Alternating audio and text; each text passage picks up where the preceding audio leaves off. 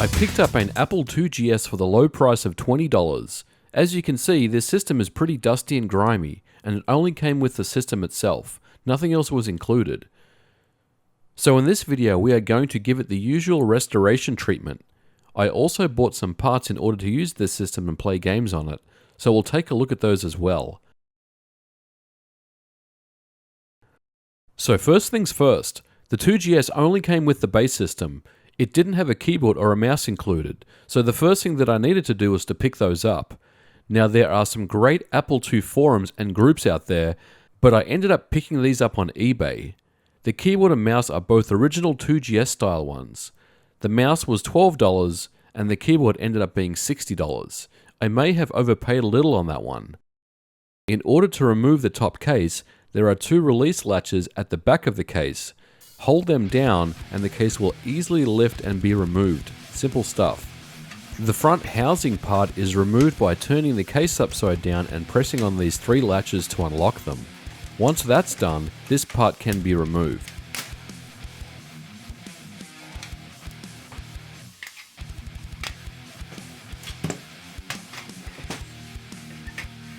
So this exposes the motherboard.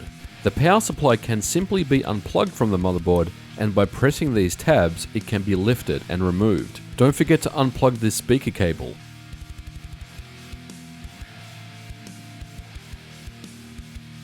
Now to remove the motherboard itself, press on these tabs, but be careful not to bend the motherboard as you are lifting it. It should pop off quite easily, and there you have it.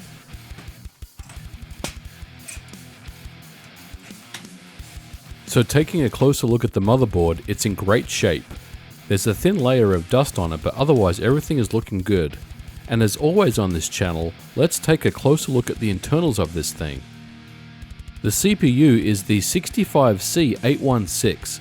This is a 16-bit version of the popular 6502 CPU as found in the Apple II 8-bit range.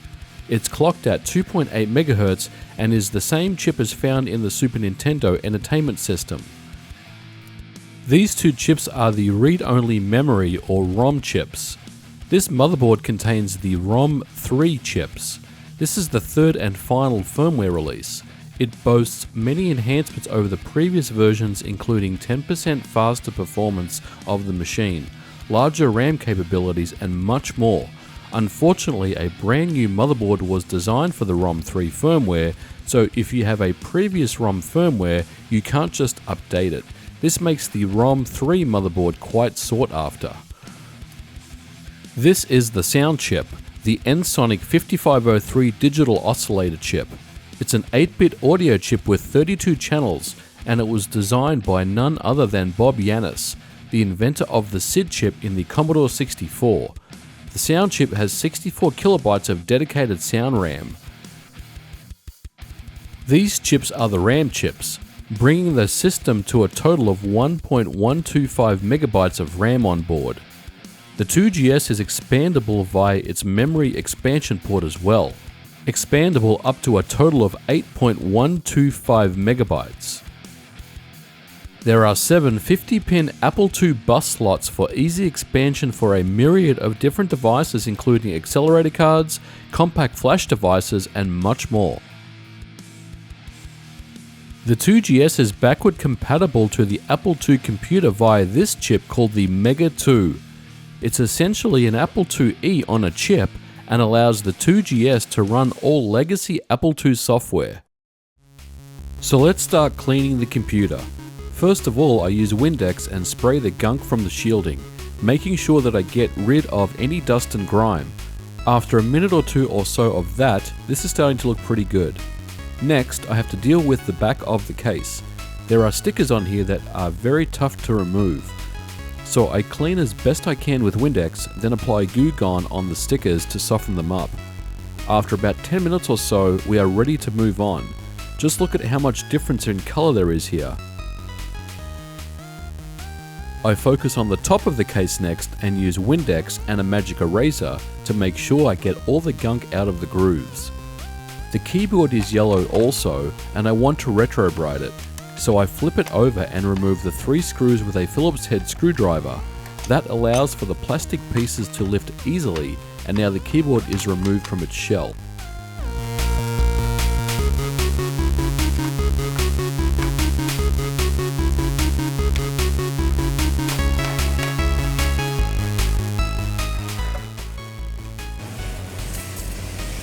It's a nice day for retrobrighting, but before I begin, I take all these pieces outside and hose them down, and let them dry in the sun for about 30 minutes, then I move to the workbench and start with the retrobrighting.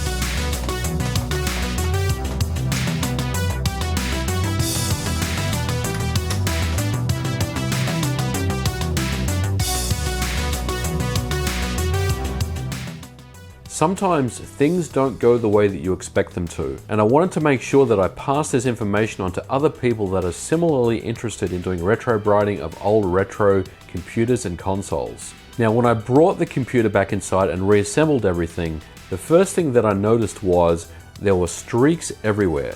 Now, I've read about this before, and usually this happens because the cling wrap that I had wasn't flush against the case. So I thought, well, that's not really a bad thing. Maybe all I need to do is go back and hit it one more time and take a little bit extra care when I apply the cling wrap to the plastic. So the next day I redid the Retrobright, and this is the result. It's even worse. Unfortunately, I was out for the day and I didn't actually do any video footage, but I took some photos of the final result. And as you can see, it doesn't look very good at all. And this is the phenomenon that's called marbling. And marbling, what that means is basically it's that kind of two-tone color that's got that marble look to it.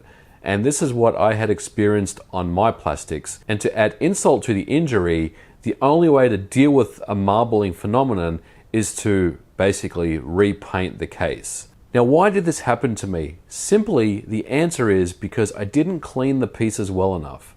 I ended up using alcohol and Goo Gone and Windex, and I cleaned all the pieces individually, and then I took it outside and kind of hosed it down with the garden hose. But that's not enough. If I had just cleaned and then put the pieces in a sink and just washed them in soap and warm water, the result would have been much, much better. I used Rust-Oleum white satin spray paint and rattle canned all the pieces. It's a 2-in-1 paint and primer, and it sticks really well.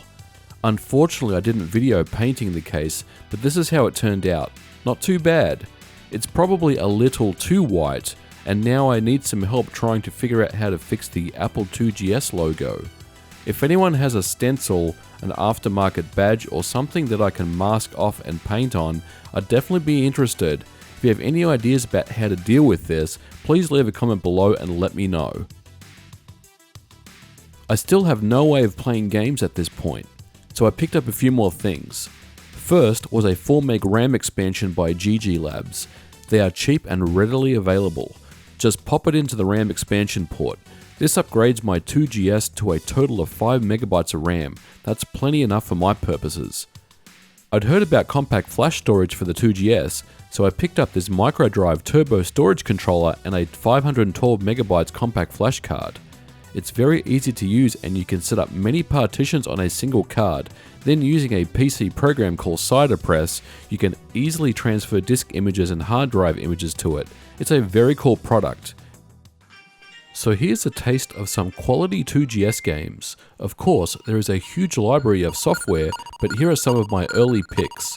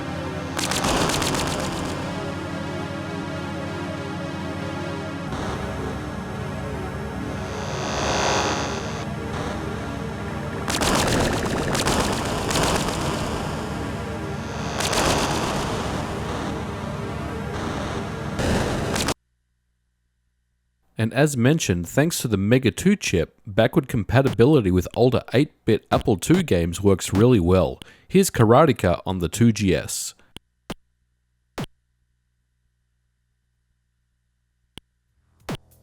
I hope you enjoyed this video, guys. Let me know what you thought about it in the comments below. As always, don't forget to like and subscribe, and I'll catch you guys in the next video.